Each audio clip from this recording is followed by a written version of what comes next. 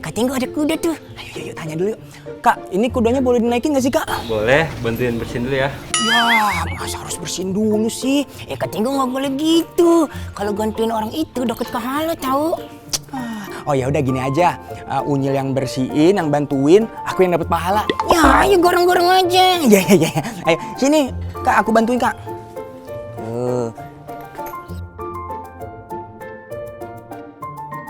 Kak, aku pengen tanya deh Kak. Ya. Kalau kuda ini harus diraskan berapa hari sekali sih Kak? Sehari 2 kali, pagi sama sore. Terus katanya kalau kuda itu harus makan garang galok ya untuk menjaga keseimbangan elektrolitnya. Ya benar.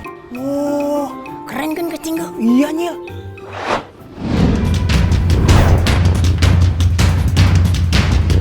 Menegangkan, menantang, dan berbahaya. Di alam bebas gak boleh sembarangan ngasih makan buaya kayak gini. Tapi di tempat wisata yang jadi sarana edukasi buat mengenal satwa, keamanan bisa lebih terjaga. Semua karena peran zookeeper. Selama pertunjukan, seorang zookeeper harus membelah konsentrasi, memastikan pengunjung bisa terhibur dengan atraksi hewan, plus mengawasi gerak-gerik hewan supaya semua aman. Aman untuk hewan, aman untuk pengunjung. Menampilkan aksi seperti apa hewan predator melibas mangsanya. Intinya, jangan main-main deh sama binatang buas.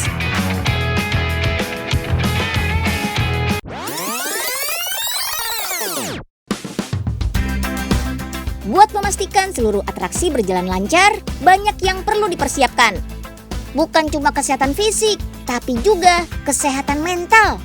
Sama kayak manusia, yang harus dijaga mental health-nya. Nutrisi dari asupan makanan dijaga dan dipenuhi setiap hari. Keberadaan zookeeper dan dokter hewan yang sudah dikenal membuat hewan merasa nyaman. Jadi pemberian pakan pada buaya itu berbeda dengan anjing kucing yang bisa diberikan setiap hari. Kalau buaya diberikannya 1 minggu 1 kali, tapi sekali pemberian bisa menghabiskan 5% dari bobot badannya. Juga perlu adanya vitamin yang diberikan pada buaya untuk menghindari stres dan untuk menjaga daya tahan tubuhnya juga. Dokter hewan di kebun binatang harus selalu berkoordinasi dengan sang pawang.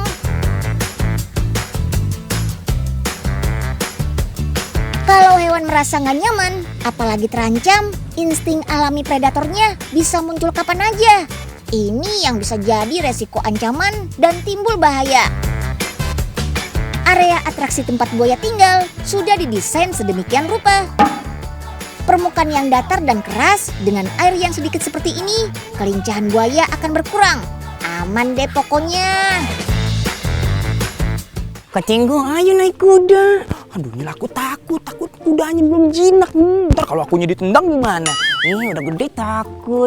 Udah aman Kak Tinggo, ya kan Kak? Ini jinak kan? Kuda yang di sini udah dijamin semua bakal jinak. Tuh, Kak Tinggo udah jinak. Soalnya profesi zookeeper itu penting Kak Tinggo. Apalagi zookeeper hewan yang satu ini nih, hewan melata. Hewan melata, Nyil? Ular, Nyil? Iya Kak Tinggo. Apalagi ini kerengkuan loh Kak Tinggo. Wih, cantik dong Nyil. Kak Tinggo malah fokus ke situ. Fokus sama profesinya Kak Tinggo. Iya Nyil, iya. Jarang-jarang loh.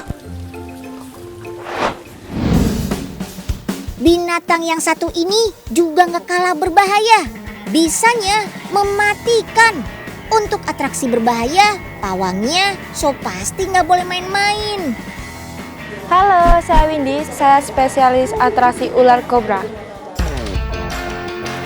Di tangan Kak Windy, ular kobranya bisa takluk.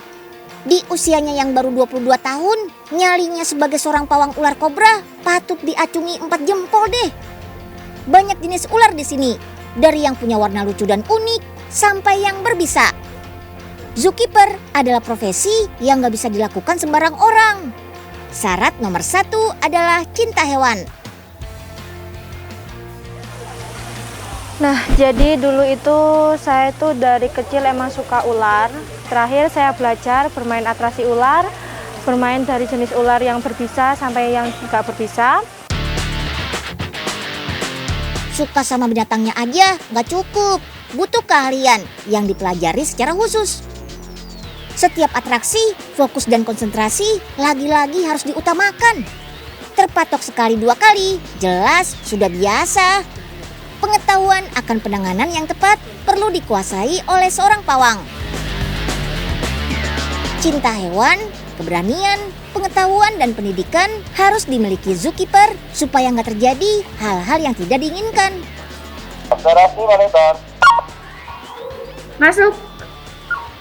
Posisi di mana observasi? Area savana, Mas.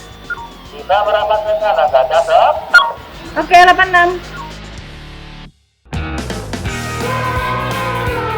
Next, hewan mamalia terbesar yang hidup di daratan, gajah.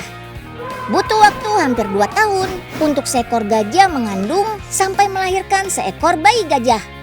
Makanya peran dokter hewan di sini untuk selalu siap sedia menjaga kesehatan satwa berbelalai ini.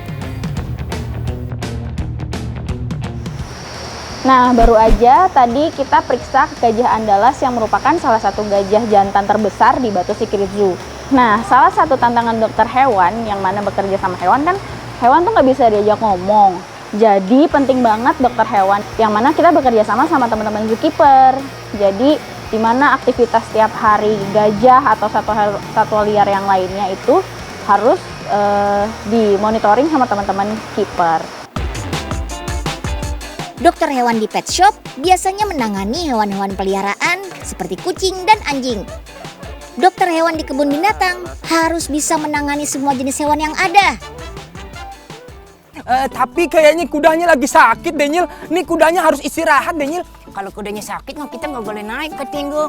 Ini juga ke dokter sering kan Kak? Iya pasti dong. Ini pengecekan rutin 1 bulan 2 kali. Oh, sebulan 2 kali. Tuh Kak Tinggo, ini kudanya sehat. Bilang aja Kak Tinggo yang takut. Enggak Nyil, enggak. Jadi apa aja sih tugas dokter hewan di kebun binatang? Ngobatin hewan yang sakit, cek. Meracik menu makanan setiap satwa di kebun binatang, cek. Merancang kandang supaya mirip habitat asli, cek. Monitoring dan evaluasi satwa-satwa, cek. Ketemu sama hewan-hewan lucu dan menggemaskan, keuntungan menjadi dokter hewan. Bagi pecinta satwa, ketemu sama hewan-hewan lucu dan menggemaskan, jelas jadi keuntungan. Dari hobi jadi profesi. Wih, keren! Nah, ini adalah binturong, salah satu hewan endemik yang ada di Indonesia. Jadi dia adalah hewan nokturnal. Kalau pagi hari ini dia biasanya tidur aja kayak gini. Jadi dia malas banget beraktivitas. Maka dari itu, untuk jadi dokter hewan, kalian harus lebih dekat dengan hewan ya. Nanti sering-sering main ke kebun binatang, biar lebih tahu perilaku alami dari hewan-hewan tersebut. Jangan lupa main kebun binatang ya. Betul tuh. Suka sama satwa-satwa lucu dan menggemaskan? Bisa Sobat Unyil temuin dengan mudah di kebun binatang. Selain buat hiburan, juga jadi sarana edukasi biar lebih mengenal berbagai macam jenis satwa yang ada. Jadi, siapa Sobat Unyil yang punya cita-cita jadi dokter hewan?